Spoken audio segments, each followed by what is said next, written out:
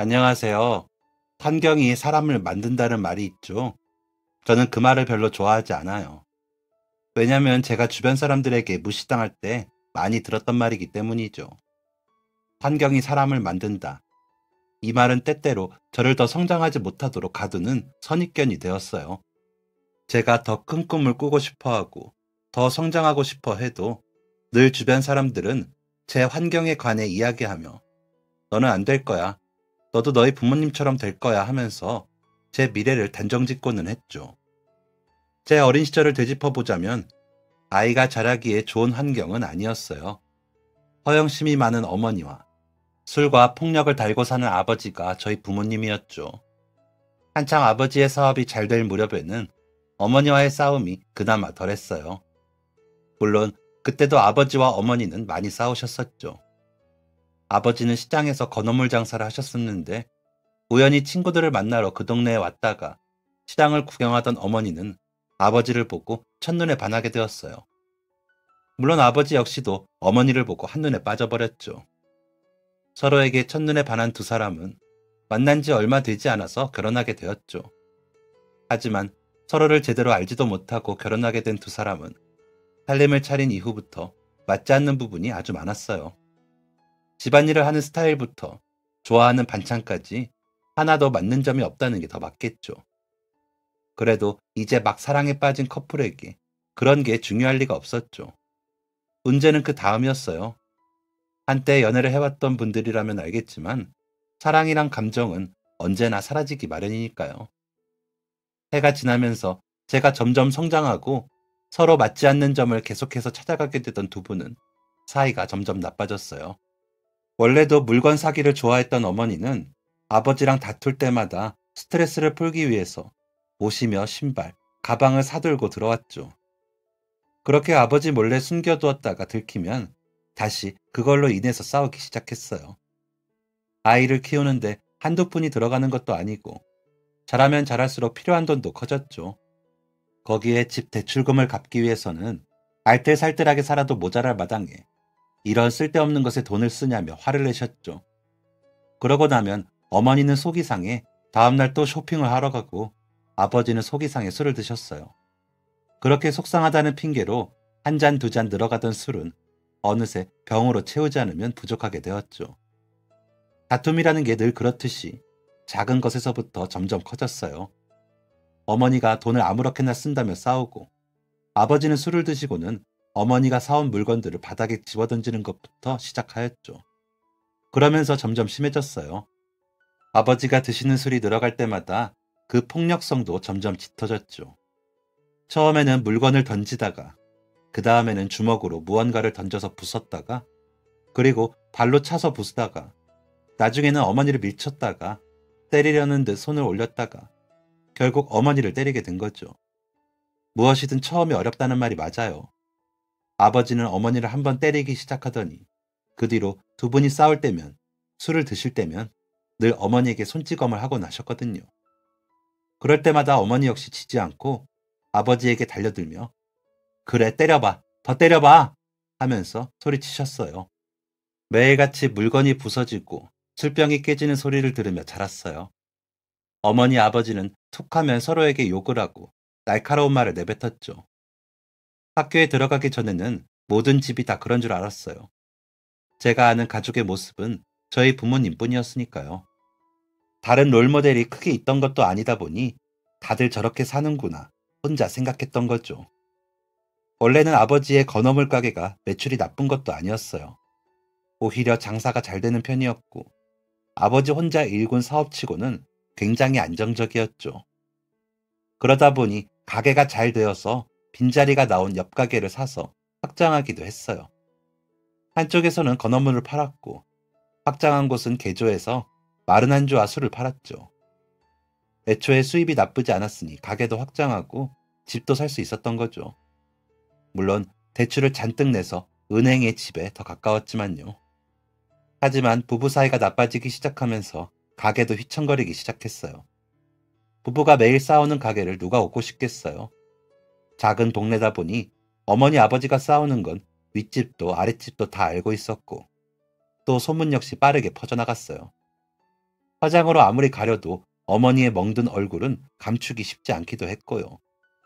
두 분은 매일 싸우고 그러다 보니 어머니는 언젠가부터 가게에 아예 나가지 않았어요. 아버지에게 나름의 시위 아닌 시위를 하는 거였죠. 어머니가 가게를 안 나오시니 혼자서 물건을 팔고 안주를 만들던 아버지도 힘이 들 수밖에 없었죠. 그리고 술에 의존하기 시작하시던 아버지에게 가게에서 파는 술은 더 이상 판매용이 아니라 자신을 위한 것이 되기 시작했어요. 장사는 둘째치고 매일 지인들을 불러서 때로는 혼자서 가게에 펼쳐두고 앉아 술을 드셨죠. 그때를 떠올려 보면 모두가 엉망진창이었어요. 어머니도 아버지도 그리고 저 역시도요. 두 분은 서로를 물고 뜯느라 저한테까지 신경 쓸 여력이 없으셨거든요. 아침이면 전날 빨래도 되지 않은 옷들 사이에서 옷과 양말을 꺼내어 입고 학교에 갔어요. 괜찮을 때도 있었고 비가 오거나 습한 날에는 옷에서도 젖은 채로 오래 묵은 걸레 냄새가 났어요. 자연스레 주변 아이들이 저를 피하기 시작했고 부모님 사정까지 자신의 부모님으로부터 아름아름 알게 된 아이들은 어느 순간부터인가 저랑 노는 것을 꺼리기 시작했어요. 장난이 심한 아이들은 저를 두고 놀리기도 했죠. 틈만 나면 준비물도 두고 오고 언제 빨았는지도 모를 옷을 입고 오고 학교에 내야 할 돈도 제대로 챙기지 못하는 저를 선생님들도 별로 좋아하지 않았어요. 제 사정을 알고 안타깝게 여기는 분들도 계셨지만 그렇다고 하더라도 수업에 차질이 생기고 업무 처리에 차질이 생기니 반가워할 분들은 없었죠. 그렇게 제 가족은 모두 몸도 마음도 엉망인 채로 살아갔어요. 점점 집안도 기울기 시작해서 은행 대출 이자를 제대로 갚지 않아 독촉 전화가 오기도 했어요. 시간이 지날수록 상태는 더욱 나빠져갔고 어느 순간부터인가 사람이 그런 상황을 납득하고 포기하게 되더라고요. 그래, 우리 집은 이렇구나. 내 인생은 이렇다고 하면서 모든 것을 그냥 운명이라도 되는 것처럼 받아들이게 되었어요. 아무런 미래도 희망도 꿈꾸지 않았고 그저 집안이 풍비박산 나는 중에 제 하루는 조용히 지나가기만을 바랐죠. 그러던 어느 날 어머니는 결국 지쳐서 집을 나갔어요. 어머니가 집을 나가고 아버지는 화가 머리끝까지 났죠. 아직 어린 아들을 두고 집을 나갔으니까요. 동네 방네 알만한 사람들을 쫓아가 봤지만 어머니의 행방을 아는 사람은 없었어요. 아버지는 술을 진탕 마시고 어머니를 욕하면서 그날 밤도 잠이 드셨어요. 그렇게 몇 날 며칠 가게 문도 열지 않은 채 아버지는 술을 마시고 집에 누워 계셨어요. 저는 그런 아버지의 뒷모습을 아무 말도 하지 못한 채 지켜만 봐야 했죠. 문제는 그 다음에 일어났어요. 알고 보니 어머니께서 그동안 과한 소비를 하느라 주변에 돈을 빌렸더라고요. 어머니가 집을 나갔다는 사실을 알게 된 지인들이 우리 집으로 몰려와 어머니의 행방을 물었지만 저는 아무 대답도 할 수 없었어요. 정말로 어디로 갔는지 몰랐으니까요. 그리고 이 사실을 알게 된 아버지는 불같이 화를 냈어요. 그제야 집안을 뒤져보니 결혼 때 맞춘 예물부터 제 돌반지까지 싹 없어졌더라고요. 그뿐만 아니라 아버지가 아껴둔 시계와 정장, 구두까지 돈이 될 만한 물건들은 아무것도 남지 않았어요. 그제 아버지는 그동안 어머니가 계속해서 분에 넘치는 물건을 사모으던 것이 다른 사람의 주머니를 털어 산 것이라는 것을 알게 되었죠. 빚쟁이들은 돈은 어떻게 갚을 거냐, 언제 갚을 거냐 따지며 달려들었고 아버지는 자신은 모르는 일이라며 성을 냈어요. 당신 마누라잖아. 난 그런 여편네 모른다고. 대문 앞에 찾아온 빚쟁이들과 걸핏하면 언쟁을 벌였어요. 저는 집안에 숨어서 그저 모든 상황이 빨리 지나가기를 바라기만 할 뿐이었죠. 하지만 다른 사람에게 돈을 빌려주고 이제 못 받을지도 모른다고 생각하는 사람들은 쉽게 물러날 기미가 보이지 않았어요. 결국 아버지는 젊은 시절부터 운영하던 가게를 정리했고 집도 팔기 위해서 내놨어요. 오랫동안 대출이자가 밀린 상태였기 때문에 그 돈도 갚아야 했거든요. 저희는 원래 살고 있던 집을 팔았고 작은 월세로 이사를 하게 되었어요. 아버지는 계속해서 진탕 술을 드셨고 어느 날은 학교에서 돌아온 제가 숙제하고 저녁을 차려 먹으려고 준비 중이었는데 그만 그릇을 떨어뜨려서 깨지고 말았어요. 그 소리에 술을 들으시고 주무시던 아버지는 깜짝 놀라며 일어나셨고 부엌으로 나오더니 그릇이 깨진 것을 보며 크게 화를 내셨죠. 저는 잘못했다고 무릎을 꿇고 빌었는데 아버지는 소리를 지르며 화를 내시다가 제 뺨을 때리고는 밖으로 쫓아내셨어요. 저는 쌀쌀한 밤 공기를 맞으며 집 앞에 쪼그려 앉아 아버지가 잠이 드실 때까지 기다렸죠. 몇 시간이 흘렀을까? 집안이 조용해지고 아버지가 잠이 드신 것 같아 살금살금 집 안으로 들어왔어요. 아버지에게 혼이 날까 조용조용 제가 깨트린 그릇을 치우고 그러다가 손을 다쳐서 피가 났는데 많이 긁힌 것은 아니라 크게 아프지는 않은 게 분명한데 이상하게 눈물이 막 나면서 너무 아프게 느껴지더라고요. 혹시나 제 훌쩍이는 소리에 아버지가 깰까 이를 악물며 참았어요. 결국 그날은 저녁도 제대로 먹지 못하고 손가락을 휴지로 감은 채 잠이 들었죠. 처음에 어렵다는 말은 역시 저에게도 마찬가지였습니다. 그 후로 아버지는 술에 취하면 저를 때리기 시작했어요. 화를 낼 어머니가 없었으니 그 몫은 이제 온전히 저의 몫이었죠. 아직 초등학생이었던 저는 아버지의 그런 폭력이 지루하게 익숙하면서도 한편으로는 너무나 두려웠어요. 방구석에 틀어앉아 오늘은 아버지가 술에 취해 바로 잠들기를 바라며 최대한 제가 있다는 티도 내지 않도록 숨소리조차 죽인 채 숨어 있었죠. 때로는 일부러 아버지가 잠이 든 후 집에 오려고 밖에서 기다리기도 했어요. 그러다 잘못 걸리면 학생이 이 시간까지 어딜 돌아다니다가 이제 들어오는 거냐며 더 혼나기도 했어요. 오늘은 제발 무사히 넘어가기를, 제발 몇 대만 빨리 맞고 아버지가 지쳐서 잠들거나 술 마시러 나가버리기를 바랬어요. 어느 날부터는 이제 아예 맞지 않아야겠다는 생각도 없어지더라고요. 시간이 지나면서 그저 오늘은 조금이라도 덜 맞았으면 하고 생각했어요. 그러다 초등학교를 졸업하기 전 집 앞에 누군가 찾아왔어요. 그분은 자신을 제 외할아버지라고 소개했죠. 누더기 같은 옷에 다 다른 신발, 바짝 마른 몸에 얼굴에는 멍이 잔뜩 들어있는 제 얼굴을 보며 할아버지는 아가 왜 이러나, 아가 미안하다, 미안하다 라고 하시면서 울기만 하시더라고요. 할아버지는 다른 지역에 살고 계셨는데 어머니가 결혼하실 때 크게 반대하셨다고 해요. 아직 만난 지 얼마 되지도 않았고 결혼하기에는 모아둔 돈도 없고 어머니가 아직 너무 어리고 철이 없다고 생각하셨기 때문이었어요. 무남동녀 외동딸로 키워서 자기가 철딱서니 없게 잘못 키웠다며 후회하셨어요. 그래도 우겨서 결혼한다길래 그럼 너 알아서 잘 살아보라며 화를 내고 내보내셨던 게 마지막이었다고 해요. 그 후로 손주가 있다는 이야기를 들었고 몇 년 만에 연락해봤지만 어머니는 이제 아버지랑 모르는 사이라며 전화를 매몰차게 끊었다네요. 그 후에도 몇 번이나 연락을 해봤는데 어머니도 아버지도 냉담한 반응이었고 언젠가부터는 연락도 제대로 닿지 않았다고 해요. 그래도 하나뿐인 딸이 잘 지내는지 궁금하고 태어났다는 손주는 어떤 아이인지 알고 싶었는데 방법이 없었다고 하더라고요. 그러다 큰마음 먹고 아버지가 하시다던 가게를 찾아가 봤는데 가게는 계속 문이 닫혀 있었다고 하더라고요. 주변의 수소문에 저희가 옛날에 살던 집을 알게 되어 찾아가 봤는데 그곳에도 이미 전에 살던 사람들은 이사를 했다며 찾을 수 없었고요. 그렇게 제 소식을 찾아 동네를 돌아다니다 보니 우리 집 상황을 들으셨다고 하더라고요. 전에 살던 집주인도 그 집 마누라가 집을 나가고 남편도 개차반이 되어서 매일 술만 퍼먹고 아내도 자식도 때린다며 아내가 사치하느라 빚을 많이 지게 되어서 집도 가게도 팔고 이사를 했다고요. 그제야 아뿔싸 싶었다네요. 딸내미가 아무리 말려도 그 사이 잘 지내고 있는지 진작 한번 찾아라도 와볼 걸 싶었다고 하네요. 그렇게 주변을 수소문하다 보니 마침 저희가 새로 이사 온 집을 아는 분이 계셨고 그렇게 저희 집 앞으로 찾아온 거였어요. 그리고 얼굴에는 상처와 멍이 잔뜩 든 제 모습을 보고는 가슴이 무너져 내리셨고요. 저는 우선 집 안으로 할아버지를 모셨어요. 할아버지는 들어와 보시더니 이게 사람 사는 집인가 싶을 만큼 난장판이 된 안을 보고 기가 차서 할 말을 잃으셨어요. 냉장고에는 반찬도 하나도 없고 집안에는 술 냄새와 곰팡내가 진동을 했죠. 방 안에는 술병이 잔뜩 쌓여 있었어요. 잠시 후 슈퍼에서 술을 사온 아버지와 마주쳤어요. 할아버지는 아버지를 보더니 분노의 소리를 치셨죠. 자네, 지금 이게 말이 되는가?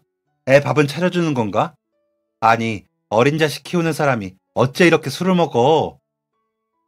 아버지는 할아버지를 보고 처음에는 놀란 듯 하더니 이내 작게 욕을 내뱉으며 당신 딸이 잘못해서 이 지경이 되었는데 왜 나한테만 뭐라 하냐며 따졌어요. 할아버지는 한숨을 쉬시더니 그래, 내가 딸 자식 교육을 잘못 시켜 남의 집 자식들을 다 망쳤네. 그래도 자네는 그러지 말아야지. 저 어린 것이 어디 때릴 곳이 있다고. 자네는 자네 자식을 아껴줬어야지. 하나뿐인 자식을 아비라는 사람이 되어서 저렇게 두들겨 팬다는 게 말이 되는 일인가? 저 어린 것이 무슨 잘못이 있어서 무슨 죄를 그렇게 지었다고 하며 저를 보더니 말끝을 흐리고 고개를 떨구셨어요. 처음으로 마음을 다해 저를 걱정해주는 사람의 모습을 보니 저도 모르게 가슴속에서 뜨거운 게 올라왔어요. 목구멍으로 무언가 치고 오르렸는데 혹시나 그 모습을 보고 아버지께 또 혼이 날까 뜨겁게 올라오던 눈물을 꼴꺽 다시 삼켰어요. 할아버지는 고개만 숙이고 있는 저를 보더니 크게 한숨을 내쉬면서 이런 식으로 할 거면 손주는 자신이 데려가 키우겠다고 하셨어요. 아버지는 내 자식을 왜 당신이 키우냐며 화를 내시고는 저에게 방에 들어가라고 하셨죠.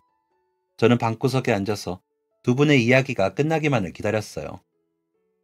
때려 죽여도 내 자식 내가 키우는데 이제 와서 왜 간섭이에요? 그렇게 애끓으면 아버님 자식이나 찾으러 가세요. 남의 자식 신경 쓰지 마시고. 아버지의 화난 목소리가 들렸어요. 아, 어떡하지?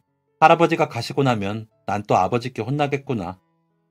아버지가 화가 나신 모습을 보니 그런 생각이 들었어요. 그런데 한참을 이야기를 나누시던 아버지가 방에 들어왔어요. 짐 싸라. 너는 이제 너희 할아버지 집에 가서 산다. 저는 깜짝 놀라 아버지를 올려다봤어요. 아버지는 저를 한번 쳐다보더니 그대로 방을 나가셨죠. 저는 별로 있지도 않은 짐을 챙겨 할아버지를 따라갔어요. 그 후로 할아버지 집에서 살며 학교도 옮겼죠. 나중에 알게 된 사실인데 할아버지께서 그동안 자신이 자식을 잘못 키운 탓이라며 얼마 있지 않은 돈을 싹싹 긁어 모아 아버지에게 주기로 했다고 하더군요. 아버지는 그 돈을 받고는 저를 할아버지에게 보내기로 하신 거고요. 할아버지는 배관공의를 하셨었는데 싱크대나 화장실 하수구가 막히면 뚫어주기도 하고 배관시설을 교체하고 설비하는 일도 하셨었어요. 예전에는 큰 공장을 몇 개나 관리하시면서 돈도 꽤 버셨었다고 하는데 나이가 드시면서 움직이기 힘들다 보니 점점 수입이 줄어드셨어요. 그래도 열심히 저를 키우셨어요. 배관공일도 하시고 시간이 남을 때면 근처에 폐지도 주우러 다니면서 저를 알뜰살뜰하게 보살펴 주셨죠. 누군가 차려주는 밥과 깨끗하게 세탁된 옷을 입는다는 것이 이렇게 행복한 거였다니. 처음에 집에 간 날 할아버지께서 계란 후라이에 급하게 산 소시지 몇 개를 구워주셨는데 저도 모르게 눈물이 났어요. 저한테 할아버지는 너무나 고마운 분이에요. 제 생명의 은인 같은 분이었죠. 그곳에서 아버지와 계속 살았다면 어떻게 됐을지 모르니까요. 저는 할아버지 댁에서 살게 된 이후로 아버지와의 연락은 완전히 끊었어요. 할아버지가 출장을 갈 때마다 저도 따라다니면서 보조를 했어요. 남들이 봤을 때는 냄새나는 일이었지만 제 눈에는 너무나 멋지고 존경스러운 분이었죠. 저 역시도 할아버지를 따라 배관일을 해도 좋겠다고 생각했어요. 할아버지는 자기 일을 꿈꾸는 손주가 그저 대견하고 사랑스러웠죠. 하지만 할아버지 연세가 더 들어갈수록 수입은 점점 줄어들었어요. 몸이 아파 며칠을 누워 계실 때면 아예 수입이 없어 그달은 빠듯하게 생활을 해야 했죠. 몸이 아프시면서도 약값도 들기 시작하니 생활이 점점 어려워졌어요. 그 당시 중학생이었던 저는 살림에 조금이라도 보탬이 되고 싶어서 근처에서 신문 배달 일을 시작했어요. 새벽에 일찍 신문을 돌리고 학교로 가서 수업을 들었죠. 그리고 학교가 끝나고 나면 이따금 할아버지를 따라 출장을 다녔어요. 저는 배관일을 계속하고 싶었지만 한 가지 문제가 있었어요. 아버지에게 맞으면서 찢어졌던 상처가 있는데 그게 흉터가 되었거든요. 얼굴에 생긴 흉터는 사람들의 눈살을 찌푸리게 했어요. 할아버지 대신 제가 초인종을 누르면 깜짝 놀라는 분들도 있었죠. 아무래도 자기 공간에 험악하게 생긴 사람이 들어온다고 하니 경계를 할 수밖에 없었죠. 고등학생이 되면서는 키도 더 커지고 등치도 커지면서 사람들이 더욱 경계하기 시작했어요. 워낙 낯을 가리는 성격이다 보니 사람들 앞에 서면 무표정해지는데 그래서 더 무서워들 하는 것 같더라고요. 얼굴과 몸에 그런 흉터들이 있으니 사람들 입장에서는 무서울 수 있겠다 싶었어요. 그러다 한 번은 할아버지가 몸이 편찮으신데 급하게 와달라는 연락이 왔어요. 마침 제가 학교에 가지 않는 날이라 막힌 하수구를 뚫는 일 정도면 제가 할 수 있다고 대신 달려갔어요. 어떤 젊은 여성분이었는데 저를 보고 무서워서 문을 안 열어주시더라고요. 제가 출장 왔다고 아무리 이야기해도 원래 오기로 하신 분이 아니라면서 경찰에 신고하려고 하는 거예요. 저는 할아버지께 다시 전화해보라고 말씀드렸고 전화를 해보고 상황 설명을 듣더니 그제야 마지못해 문을 열어주셨어요. 하지만 제가 작업을 하는 내내 불안한 듯 현관문을 열어두고 신발까지 신고 기다리고 계시더라고요. 저는 호다닥 작업을 해드리고 현금을 받고는 인사를 하고 나왔어요. 그런데 왠지 마음이 너무 슬프더라고요. 내가 원해서 얼굴과 몸에 흉터가 생긴 것도 아닌데 이렇게 문전박대까지 당할 정도라니 마음이 아팠어요. 그리고 이 일을 하다가는 계속 이런 일이 생길 수도 있겠다 싶더군요. 그래서 그 후로 사람들과 얼굴을 마주하지 않는 일을 주로 했어요. 사람들과 마주한다고 하더라도 다른 사람이 제 얼굴이나 몸의 흉터를 신경 쓰거나 불편해하지 않을 만한 일을 주로 했죠. 할아버지 건강이 많이 나빠지면서 고등학교를 자퇴하고 돈을 벌기 시작했어요. 근처 공장에서 직원을 구한다고 하기에 취직을 했죠. 공장은 2교대 근무였고 주간과 야간을 번갈아 가면서 일했어요. 공장에서는 마스크랑 머리에 캡을 쓰고 긴 팔, 긴 바지를 입고 일하니 제 흉터에 관해 관심을 가지는 사람이 없었어요. 그로 인해서 저를 불편해하는 사람도 없었죠. 그저 열심히 일만 하면 됐고 열심히 일하면 그만큼 보상을 받을 수 있었어요. 계속 건강이 나빠지던 할아버지는 병원에 입원하게 되었고 한 달도 채 되지 않아서 돌아가셨어요. 제가 어른이 되면서 가장 먼저 겪은 일이죠. 의사 선생님은 2연세의 이 몸 상태로 이만큼이나 버티신 것도 대단하다고 했어요. 손주를 너무 사랑해서 차마 어른이 되기 전에 세상을 떠나지 못하신 것 같다고 하더군요. 그 이야기를 들으니 할아버지께서는 저를 거두시면서 늘 제 생각뿐이셨는데 그나마 일자리도 찾고 어른이 되고 나니 이제 마음이 편해지셨던 것은 아닐까 생각이 들었어요. 그래도 이제 막 돈을 벌기 시작하면서 할아버지께 효도할 일만 남았는데 이렇게 떠나가시다니 아쉽다는 생각이 들더라고요. 좋은 음식, 좋은 옷, 좋은 곳 한번 모셔다 드리지 못했는데 결국 마지막까지 제 걱정만 하시고 고생만 하시다가 떠나셨다는 게 너무 마음이 아팠어요. 할아버지는 돌아가시면서 저에게 살고 계시던 집을 물려주셨어요. 저는 혼자 살기에는 저에게 과분한 곳인 것 같아 집을 팔고 조금 더 큰 도시로 이사를 하였어요. 그냥 막연히 어린 생각에 더 넓은 곳으로 가서 다양한 사람이 있으면 나와 비슷한 외모의 사람들도 있고 나를 덜 신경 쓰지 않을까 하는 생각이 들었거든요. 새로운 공장에 취업을 하면서 기숙사와 밥이 제공되어서 버는 돈은 무조건 통장에 모았어요. 적금 통장을 만들어서 꾸준히 저축을 이어갔고 친구도 없고 술도 담배도 피우지 않고 옷도 제대로 사입지 않으니 돈이 금방 모이더라고요.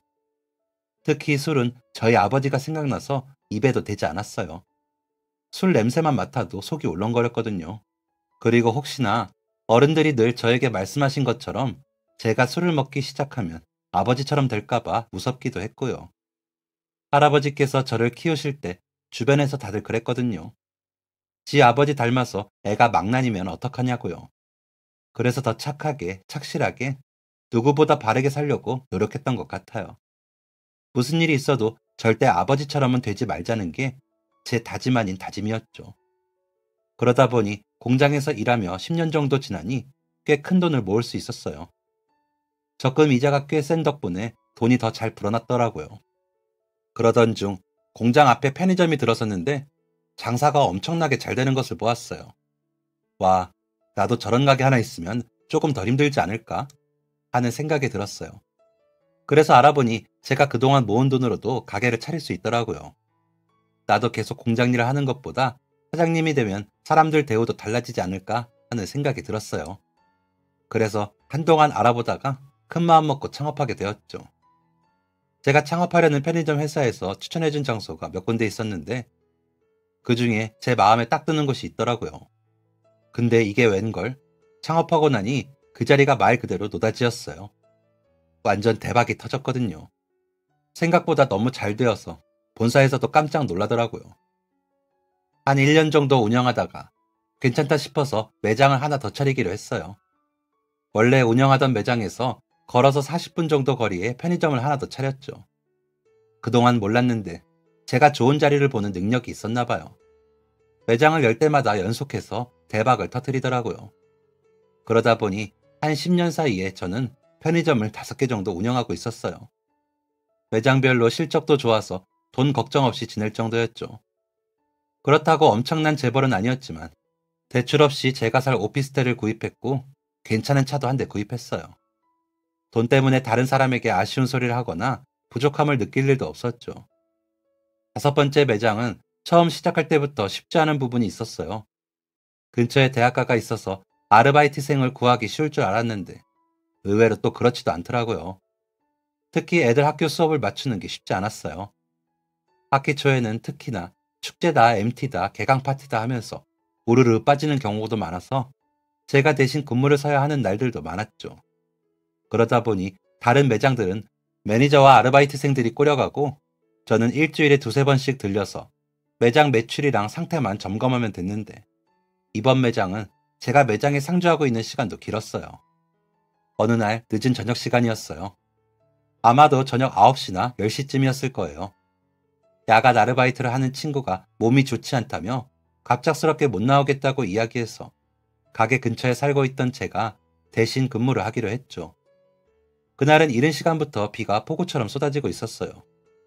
비가 너무 많이 와서 시야가 거의 보이지 않을 정도였죠. 초겨울을 앞두고 내리는 비라 그런지 춥기도 엄청나게 추웠어요. 평소 추위를 잘 타지 않는 제가 두꺼운 니트를 꺼내 입고 있었거든요. 온종일 쏟아져 내리는 폭우 속에서 손님도 별로 없었어요. 그렇게 이왕 비 때문에 손님도 없는 거 그냥 여유롭게 생각하자면서 책을 읽고 있었어요. 제가 공부머리는 없었어도 책 읽는 것은 참 좋아했었거든요. 그렇게 한참 책을 읽으면서 시간을 보내고 있는데 갑자기 문을 열고 어떤 남자애가 들어오더군요. 20대 초반 정도로 보이는 아주 어린 청년이더라고요.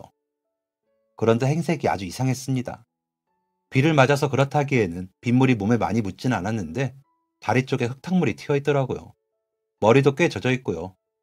비를 맞았다기에는 이 비에 푹 젖은 것은 아니고 아니라고 하기에는 비를 좀 맞은 것 같고 대체 뭔가 싶은 생각이 들었어요.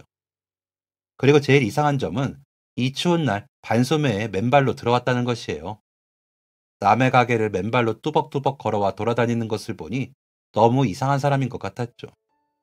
게다가 얼굴은 멍하니 정신이 하나도 없어 보였어요. 술이라도 취했나 이상한 약이라도 먹었나 싶어 걱정됐어요. 그래서 덜컥 걱정이 들어 경찰에 신고를 했죠.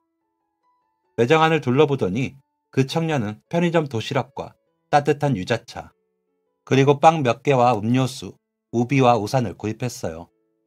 유자차는 자신의 주머니에 넣고 전자레인지에 도시락을 따뜻하게 돌리더니 자신이 구입한 물건들이 담긴 봉투를 들고 밖으로 나갔어요. 마침 근처를 순찰하던 경찰이 왔고 저는 경찰차가 매장 앞에 멈춘 것을 보고는 밖으로 나가봤습니다. 그런데 제가 본 것은 전혀 예상하지 못한 모습이었어요. 이상해 보이는 청년이 매장 앞에서 밥을 먹으며 가게를 가리고 있는 것은 아닐까 했었는데 그 앞에는 한 노인분이 있으셨습니다. 매장 문을 열고 나가보니 매장 바로 옆 상가로 들어가는 낮은 계단 앞에 한 어르신이 앉아 계셨어요. 아마 그 위에 턱이 있어 비를 피할 수 있었기에 그곳에 앉아 계신 듯 하였습니다. 그리고 청년은 자신이 따뜻하게 데운 도시락을 유자차와 함께 어르신에게 전해주었더라고요. 방금 산 비옷을 뜯어 이제 막 식사하려는 어르신의 어깨에 둘러주고 있었어요. 저는 이 모습을 보자 순간 얼어붙었습니다. 다른 사람이 늘 저에 대해 선입견을 가지는 것을 불만이라고 생각했는데 저 역시 청년의 겉모습만을 보고 마음대로 판단해버렸던 것이니까요. 제가 그 앞에서 멈칫하며 청년을 보고 있자 매장으로 다가오던 경찰분 역시도 순간 멈칫하더군요. 저는 오해가 있었던 것 같다고 바쁜 업무 중 죄송하다고 말씀을 드렸어요. 경찰분들이 돌아가고 저는 청년과 어르신에게 다가갔습니다. 밖이 춥고 비도 오니 매장 안으로 들어와 식사를 하는 게 어떠냐고 이야기했죠. 그러자 청년은 곤란한 표정을 짓더군요. 저는 추운 데서 식사하면 오히려 소화가 안 될 수도 있다고 따뜻한 차라도 타줄 테니 들어가자고 다시 설득했어요. 청년에게도 커피라도 대접하고 싶다고 부탁했죠. 곤란한 표정을 짓던 청년은 알겠다며 어르신을 모시고 가게로 향했습니다. 제가 먼저 문을 열고 어르신을 부축해서 들어오는데 뒤따라오던 청년이 잠시 멈추더군요. 무슨 일인가 싶어 뒤를 돌아봤다가 그 자리에서 청년을 붙잡고 엉엉 울 뻔했어요. 잠시 멈칫하던 청년은 흙투성이가 된 신발과 비를 잔뜩 맞은 겉옷을 가게 한편에 두고 들어오더군요. 신발을 벗으니 청년의 하얀 맨발이 드러났습니다. 저는 그제야 왜 아까 청년이 맨발로 가게를 돌아다녔는지 알게 되었죠. 더러운 신발에 가게 안이 더러워질까봐 신발을 벗어두고 들어온 것이었어요. 이렇게 쌀쌀하고 비가 오는데 반소매만 입었던 것도 이해가 되었습니다. 저는 율무차 2개를 뜯어 뜨거운 물을 타고 청년과 어르신이 앉은 테이블로 갔어요. 청년에게 본인의 할아버지인지 물어보니 의외의 대답이 돌아왔습니다. 아니요, 오늘 처음 뵙는 분이에요. 저는 깜짝 놀라고 말았어요. 음식에 비옷과 우산까지 챙겨가길래 분명 가족이라고만 생각했는데 알고 보니 청년과 그 어르신은 오늘 처음 보는 사이였죠. 그럼 어쩌다가 어르신에게 음식을 사드리게 되었는지 물어봤습니다. 사실 저는 배달 일을 하고 있는데 일을 마치고 집으로 돌아가는 길에 어르신이 혼자 빗속에 앉아 계시는 모습을 보았어요. 멀리서 보고 어디 아프기라도 하신 건가 싶어 다시 돌아와 가까이 다가가니 굉장히 힘없이 축 처져 앉아 계시더라고요. 여쭤보니 며칠 동안 굶으셔서 힘이 없는 상태셨어요. 집안을 뒤져보니 동전 몇 개가 나와서 라면이라도 사려고 나왔는데 비바람에 우산이 뒤집어지면서 손에 쥐고 있던 현금이 하수구로 쓸려 들어갔다고 하더라고요. 집까지 다시 돌아갈 힘도 없고 돈이 없어 매장에 들어갈 수도 없어 거기 앉아 계셨다고 하시는데 차마 그냥 지나칠 수가 없었어요. 그래서 제가 대신 음식을 사드리려고 매장에 들어가려는데 마지막 배달을 하고 돌아오면서 빗길에 미끄러져 오토바이가 넘어졌었어요. 다행히 위험할까봐 속도를 많이 내지 않고 있던 터라 크게 다치진 않았는데 오토바이가 좀 망가지고 제 옷이랑 신발이 아주 엉망이 되었죠. 그래서 가게에 들어가려니 신발이랑 옷에서 흙탕물이 떨어져 가게 안이 엉망이 될 것 같아서 차마 들어갈 수가 없더라고요. 그렇다고 할아버지께서 굶으시는데 그냥 지나칠 수도 없겠다 싶어 고민하다가 신발이랑 겉옷을 벗어두고 들어가자는 생각이 들었어요. 본의 아니게 맨발로 매장을 돌아다녀서 오해를 불러일으킨 것 같아 죄송합니다. 저는 좋은 뜻으로 행동했던 건데 남의 가게에 맨발로 돌아다녔으니 이상한 사람으로 오해할 만도 한 것 같아요. 많이 놀라셨을 텐데 죄송해요. 청년의 이야기는 정말 의외였어요. 제가 예상했던 모든 것이 빗나갔었죠. 친할아버지도 아닌데 자기 신발까지 벗어가며 그리고 힘들게 아르바이트한 돈을 털어 밥을 사주려고 했다니 이렇게 마음이 따뜻한 사람이 있구나 싶어 놀라웠어요. 청년의 이야기를 들으니 가게 밖에 어르신이 그렇게 계셨는데 알아채지도 못한 제가 바보처럼 느껴졌어요. 그리고 허겁지겁 식사하는 어르신의 모습을 보니 돌아가신 저희 할아버지 생각도 났고요. 저는 2사람에게 잠시만 기다려달라고 말하고 바구니에 즉석밥이랑 라면, 인스턴트 국과 찌개, 김치 등등 식사로 할 수 있는 것들을 끌어모았어요. 그리고 커다란 봉투에 담아주면서 어르신께 드렸죠. 밖에 여전히 비가 오는데 이렇게 무거운 짐을 어르신께 들고 가시라고 할 수가 없었어요. 청년 또한 오토바이를 타고 왔기에 어르신을 거기에 모셔다 달라고 할 수도 없었죠. 저는 어차피 비도 오는 거 그냥 가게 문을 닫았어요. 그리고 차를 가지고 와 어르신과 청년을 집으로 데려다 드렸죠. 어르신 집 앞에 내려드리며 집 앞까지 가게에서 가지고 온 음식들을 들어드렸어요. 그리고 혹시나 돈이 없거나 먹을 게 부족하면 언제든 가게로 오시라고 말씀드렸죠.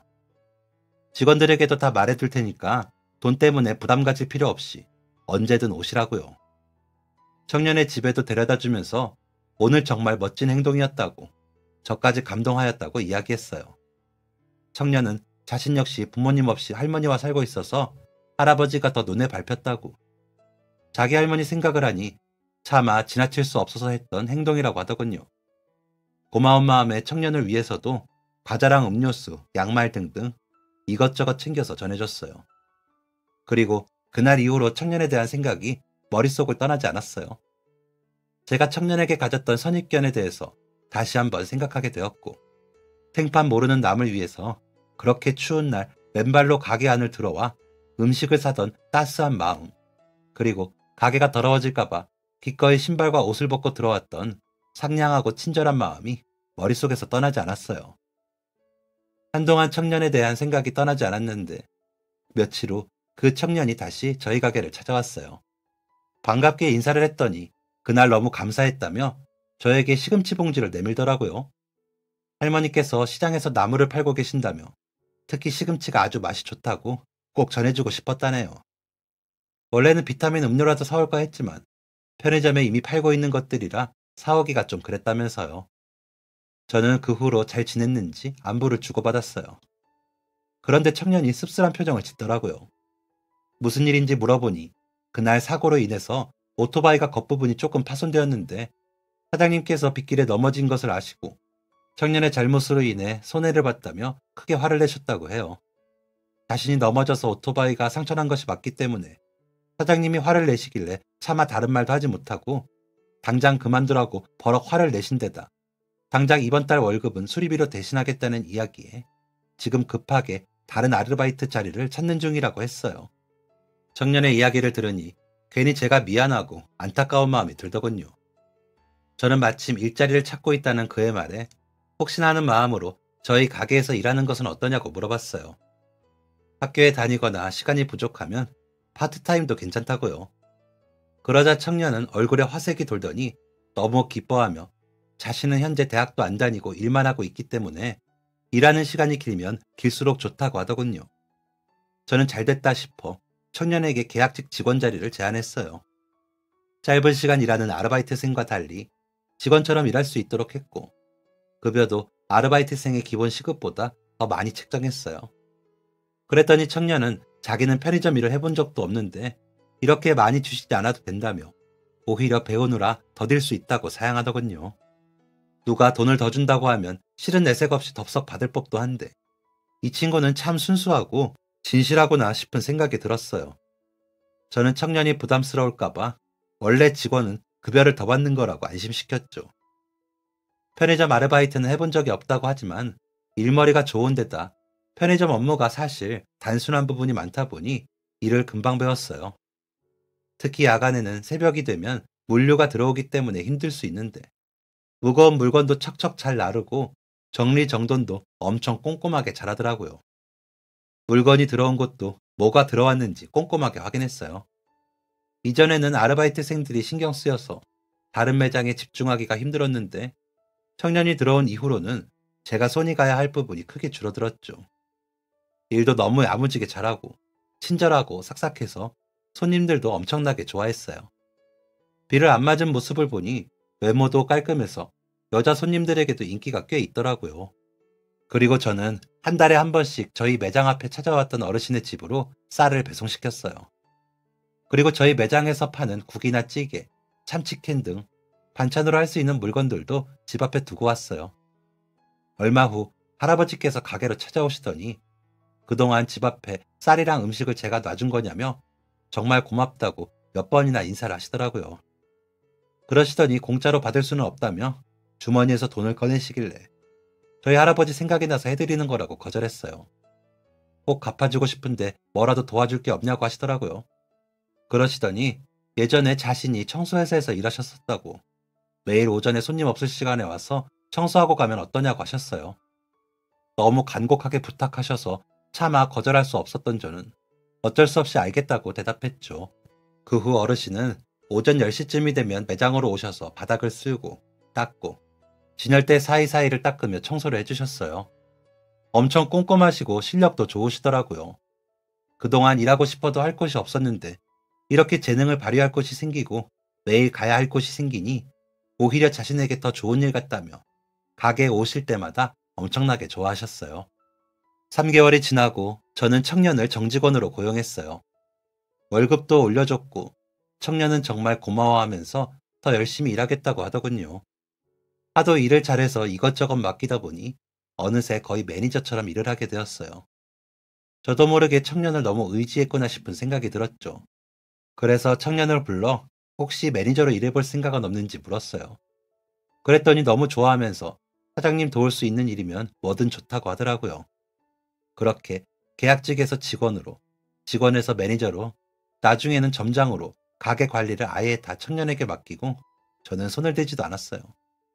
가끔 얼굴 보러 인사하러 가게에 들렸고 워낙 혼자서도 너무 잘해서 알아서 운영하도록 놔두었죠. 그렇다고 농땡이 부리거나 나쁜 짓을 할 친구도 아니었고, 오히려 트렌드나 사람들 취향을 빠르게 파악해서 매출도 전보다 훨씬 좋아졌어요. 그렇게 청년이 우리 편의점에서 일한 지도 어느덧 10년이 지났어요.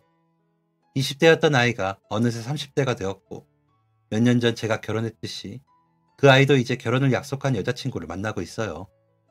비 오던 그날 2년이 닿았던 어르신은 몇 해 전 돌아가셨고, 가족분들이 아무도 없어 저와 그 친구가 같이 상주 역할을 도맡아 어르신이 편안하게 떠나실 수 있도록 마지막 가는 길을 배웅해드렸죠. 그리고 이제 청년 역시도 결혼을 앞둘 만큼 나이를 먹었기에 언제까지 편의점 점장으로 있을 수는 없겠다 싶은 생각이 들었어요. 그 친구야 뭐 제가 하는 일이라면 어디든 따라가겠다며 점장 일에도 만족한다고 하지만 차마 제가 그냥 두고 볼 수 없더라고요. 그래서 청년에게 가게를 거의 반값에 넘기기로 했어요. 처음 이 이야기를 듣더니 힘들게 일구어둔 가게를 어떻게 자신이 헐값에 넘겨봤냐고, 자기가 돈도 조금 더 모으고 대출도 내서 원래 가격대로 인수하겠다고 하더라고요. 하지만 저는 그 가게에서 어느 순간부터 손을 놓고 있었고, 지금의 매출이 나오게 된 것은 모두 그 친구 덕분이에요. 제가 이렇게 말하며 설득하는데도 그 친구는 그래도 영 미안한 마음이 남는지 자신이 매장 운영하면서 나온 매출에서 조금씩 저에게 갚아나가겠다고 하더군요. 저한테 돈은 더 이상 큰 의미가 없었기에 그럴 필요 없다고 했죠. 만약 정 미안하면 저에게 주는 대신 매출의 일부를 지역사회에 기부해서 혼자 어렵게 사는 어르신들을 도와주라고 했어요. 제가 예전부터 가게를 운영하면서 돈과 음식을 꾸준히 기부하고 있었거든요. 그랬더니 당연한 거 아니냐며 자기가 인수하여도 기부는 멈추지 않고 계속 할 거라고 했어요. 그리고 그 약속은 가게를 인수한 지 1년이 지난 지금까지도 매달 지켜지고 있죠. 그리고 너무 자랑스럽게도 어릴 때 부모님이 돌아가신 후 할머니와 자라며 형편이 어려워 힘든 부분들이 많았다고 저소득층 아이들을 위한 기부까지 추가로 하고 있어요. 큰돈이 생기면 자기 욕심부터 차릴 법도 한데 이 친구는 돈이 생기니 남을 먼저 돕더라고요. 가게를 넘겨주어 이제는 더 이상 사장과 직원의 관계가 아니지만 그래도 저희는 좋은 관계를 유지하고 있어요. 옛 비즈니스 파트너이자 친구처럼, 아들처럼, 때로는 형제처럼 사이좋게 지내고 있거든요. 20대 어린 나이에 만나 이제는 한 가정의 가장이 될 그 친구가 앞으로도 쭉 행복하고 멋지게 살아갔으면 좋겠네요. 지금까지 사연 들어주셔서 감사합니다. 사연이 재밌으셨다면 구독과 좋아요를 눌러주세요. 감사합니다. 안녕히 계세요.